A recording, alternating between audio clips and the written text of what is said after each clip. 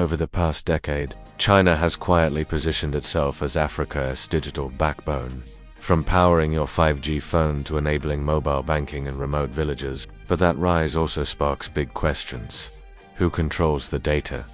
And who profits next? China now controls around 70% of Africa's 4G infrastructure, and over half of its wireless sites were built by Huawei and ZTE across more than 30 African countries. From Kenya to Nigeria, Chinese telecom giants have laid the foundation for Africa's digital future, especially in rural regions once off the grid. Projects like Star have brought connectivity to thousands of villages in Zambia and Uganda, enabling access to mobile internet, education, and remote work. And this isn't just 3G or 4G. China's now helping Africa leap straight to 5G. In early 2025, Africa's largest private 5G network launched.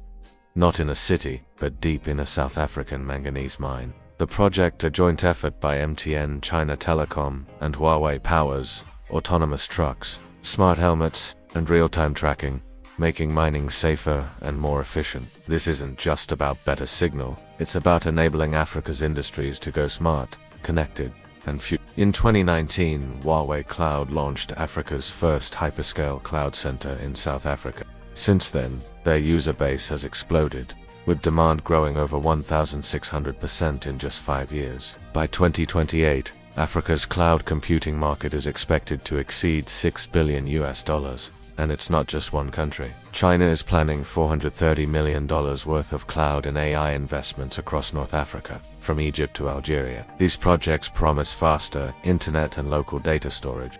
But here's the catch.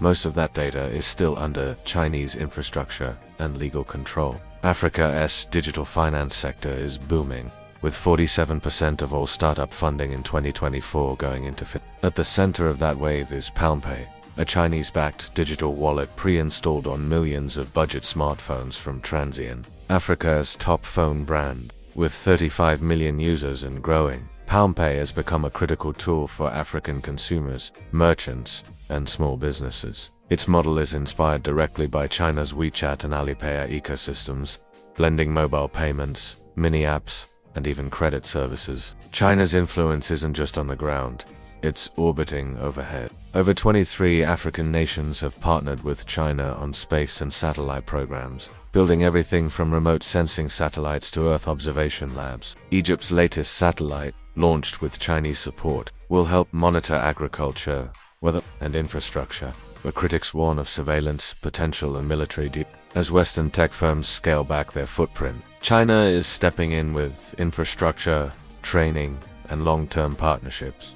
So, is this Africa's digital dawn, or a future of digital dependency? On one hand, connectivity is rising fast. In 2023, nearly 43% of Africans were online, thanks in part to cheap Chinese smartphones and growing coverage. Digital inclusion is improving, economies are growing, and jobs are being created, from smart mining to mobile banking. But on the other hand, there are concerns. Much of Africa's digital infrastructure is not locally owned. Its data flows through Chinese-controlled networks, with terms set abroad.